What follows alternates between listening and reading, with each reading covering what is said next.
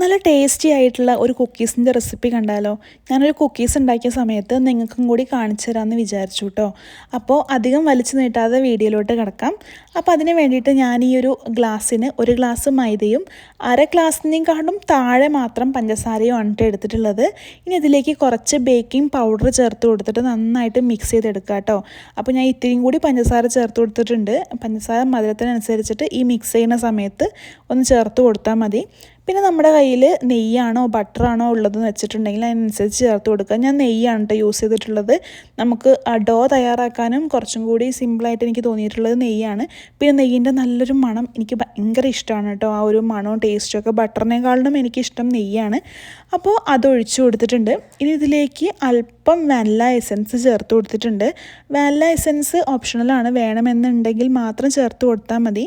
പക്ഷേ vanilla essence ചേർത്ത് കൊടുക്കുമ്പോഴാണ് ആ ഒരു പ്രത്യേക ടേസ്റ്റ് ഉണ്ടാവുക കേട്ടോ. കടയിൽ നിന്നൊക്കെ വാങ്ങിക്കുന്ന ആ ഒരു കുക്കീസിൻ്റെ അതേ ടേസ്റ്റ് നമുക്ക് കിട്ടും കേട്ടോ. അപ്പോൾ നമ്മളുടെ ഡോ തയ്യാറായിട്ടുണ്ട്. ഇതിങ്ങനെ പൊട്ടിക്കുന്ന സമയത്ത് ഇങ്ങനെ പൊട്ടിപ്പോരുന്ന രീതിയിലായിരിക്കണം കേട്ടോ ഡോ തയ്യാറാക്കേണ്ടത്. ഇത് തയ്യാറാക്കിയ സമയത്ത് ഞാൻ ഇതിലേക്ക് കുറച്ച് അണ്ടിപ്പരിപ്പ് പൊടിച്ചിട്ടിട്ടുണ്ടായിരുന്നു. അത് ഞാൻ കാണിക്കാൻ വിട്ടുപോയതാണ് കേട്ടോ. അതിൻ്റെ കൂടെ തന്നെ ഞാൻ കുറച്ച് കാപ്പിപ്പൊടി ഇട്ടിട്ടുണ്ടായിരുന്നു. അത് ഇടണമെന്ന് നിർബന്ധമല്ല, ഞാൻ വെറുതെ ഒന്ന് ട്രൈ ചെയ്ത് നോക്കാൻ വേണ്ടിയിട്ട് ഇട്ടതാണ്. കാരണം സാധാരണ കുക്കീസ് ഉണ്ടാക്കുന്ന സമയത്ത് ഞാൻ കോഫി പൗഡർ ഇടാറില്ല. അപ്പോൾ എങ്ങനെയുണ്ട്, കോഫി പൗഡർ ഇട്ടാൽ ടേസ്റ്റ് ഉണ്ടോ എന്ന് അറിയാൻ വേണ്ടിയിട്ട് ഇട്ട് കൊടുത്തതാണ്. നിങ്ങൾ തയ്യാറാക്കുന്ന സമയത്ത് അങ്ങനെയൊന്നും ചെയ്യണ്ട കേട്ടോ. അപ്പോൾ കോഫി പൗഡർ ഇട്ട് കഴിഞ്ഞിട്ടുണ്ടെങ്കിൽ കോഫിയുടെ ഒരു ടേസ്റ്റ് നമുക്ക് എടുത്ത് കാണിക്കും. അപ്പോൾ അതുകൊണ്ടാണ് ഞാൻ ഇട്ട് കൊടുത്തിട്ടുള്ളത്. ഇനി നമുക്ക് ഇഷ്ടമുള്ള ഡിസൈനിൽ നമ്മളൊന്ന് ഡിസൈൻ ചെയ്ത് കൊടുക്കുക. ഫോർക്ക് വെച്ചിട്ടോ അല്ലെങ്കിൽ സ്പൂണിൻ്റെ ബാക്ക് വെച്ചിട്ടോ ഒക്കെ ഡിസൈൻ ചെയ്ത് കൊടുക്കുക കേട്ടോ. ഞാൻ ഈ ഒരു ഡിസൈനിൽ 4 എണ്ണമാണ് ഉണ്ടാക്കിയിട്ടുള്ളത്. അപ്പോൾ ബാക്കി ഡോ ഞാൻ മാറ്റി വെച്ചിട്ടുണ്ട്. ഇനി നമ്മൾ പ്രീ ഹീറ്റ് ചെയ്ത് വെച്ചിട്ടുള്ള പാനാണ് കേട്ടോ. പ്രീ ഹീറ്റ് ചെയ്ത് വെച്ചിട്ടുള്ള പാനിലേക്ക് കുറച്ച് നെയ്യ് ചേർത്ത് കൊടുക്കുന്നുണ്ട്. ബട്ടർ പേപ്പർ കയ്യിലുണ്ടെന്നുണ്ടെങ്കിൽ ബട്ടർ പേപ്പർ വെച്ച് കൊടുത്തിട്ട് അതിൻ്റെ മുകളിലും വെച്ച് കൊടുക്കുക കേട്ടോ. ഇനി ഈ ഒരു കുക്കീസ് നമുക്ക് ഓവൻ സെറ്റപ്പിൽ ഗ്യാസിലും ചെയ്തെടുക്കാവുന്നതാണ്. നമ്മളൊരു അടി കട്ടിയുള്ള പാത്രം എടുത്തിട്ട് അതിനുള്ളിൽ എന്തെങ്കിലും തട്ട് വെച്ചിട്ട് അതിൻ്റെ മുകളിൽ ബട്ടർ പേപ്പർ വെച്ചിട്ടുള്ള എന്തെങ്കിലും പ്ലേറ്റിൽ, സ്റ്റീൽ പ്ലേറ്റിലോ അങ്ങനെ എന്തെങ്കിലും പ്ലേറ്റിൽ ഈ ഒരു ബിസ്ക്കറ്റ് നിരത്തി വെച്ചിട്ട് നമുക്ക് കുക്ക് ചെയ്തെടുക്കാവുന്നതാണ് കേട്ടോ. അങ്ങനെയും ചെയ്തെടുക്കാം. അപ്പോൾ എയർ ഫ്രയർ ഉണ്ടായതുകൊണ്ട് ഞാൻ അതിൽ ചെയ്തെടുക്കുന്നു എന്നേ ഉള്ളൂ കേട്ടോ. അപ്പോൾ നമുക്ക് ടൈം ആകുമ്പോൾ നോക്കിയാൽ മതിയല്ലോ, എപ്പോഴെപ്പോഴും പോയി നോക്കേണ്ട ആവശ്യമില്ലല്ലോ എന്നുള്ളത് കൊണ്ട് ഇതിൽ ചെയ്തെടുത്തിട്ടുണ്ട്. ഞാനിവിടെ 180 ഡിഗ്രിയിൽ 50 മിനിറ്റാണ് വെച്ചിട്ടുള്ളത് കേട്ടോ.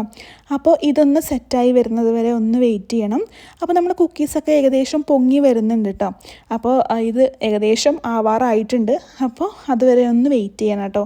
ആ സമയം കൊണ്ട് ഞാൻ ബാക്കി വന്ന ഡോ ഉപയോഗിച്ചിട്ട് വേറെ കുക്കീസ് തയ്യാറാക്കി വെച്ചിട്ടുണ്ട്. ബിസ്ക്കറ്റ്സും കുക്കീസും രണ്ടും രണ്ടാണല്ലോ. അപ്പോൾ കുക്കീസ് തയ്യാറാക്കിയിട്ടുണ്ട്. ഇതിൽ ഞാൻ കാഷ്യൂ മാത്രമാണ് വെച്ചിട്ടുള്ളത്. വേറെ ഡിസൈനോ അങ്ങനെയൊന്നും ചെയ്തിട്ടില്ല. ഇത് കടിക്കുന്ന സമയത്ത് നല്ല ടേസ്റ്റാണ് കേട്ടോ. അപ്പോൾ ഇങ്ങനെ പ്ലാസ്റ്റിക് കവറിൻ്റെ മുകളിൽ വെച്ച് എന്താ വെച്ചിട്ടുണ്ടെങ്കിൽ രണ്ടും അടിഭാഗം ഒട്ടിപ്പിടിക്കാതിരിക്കാൻ വേണ്ടിയിട്ടാണ്. ബട്ടർ പേപ്പർ ഇല്ലാത്തതുകൊണ്ടാണ് കേട്ടോ പ്ലാസ്റ്റിക് ഷീറ്റിൻ്റെ മുകളിൽ വെച്ചിട്ടുള്ളത്.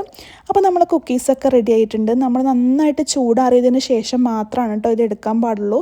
ഞാൻ എയർ ഫ്രയറിന് എടുത്ത സമയത്ത് ചെറുതായിട്ടൊന്ന് പൊട്ടിപ്പോയിട്ടുണ്ടായിരുന്നു. അപ്പോൾ നന്നായിട്ട് ചൂടാറിയിട്ടുണ്ട്. അപ്പോൾ ഇത് നല്ല പെർഫെക്റ്റ് ആയിട്ട് വന്നിട്ടുണ്ട്. കടയിൽ നിന്നൊക്കെ വാങ്ങിക്കുന്ന അതേ ഒരു ടേസ്റ്റ്, അതിനേക്കാളും ടേസ്റ്റ് എനിക്ക് തോന്നിയിട്ടുണ്ടായിരുന്നു കേട്ടോ. നല്ല ടേസ്റ്റ് ഉണ്ടായിരുന്നു. എല്ലാവർക്കും ഒരുപാട് ഇഷ്ടമായിട്ടുണ്ടായിരുന്നു. കുട്ടികൾക്ക് കുറച്ചും കൂടി ഹെൽത്തി ആയിട്ടുള്ളത് ചെയ്ത് കൊടുക്കണമെന്നുണ്ടെങ്കിൽ മൈദയ്ക്ക് പകരം ഗോതമ്പ് പൊടിയോ റാഗിയോ ഒക്കെ ചേർത്ത് കൊടുക്കാം.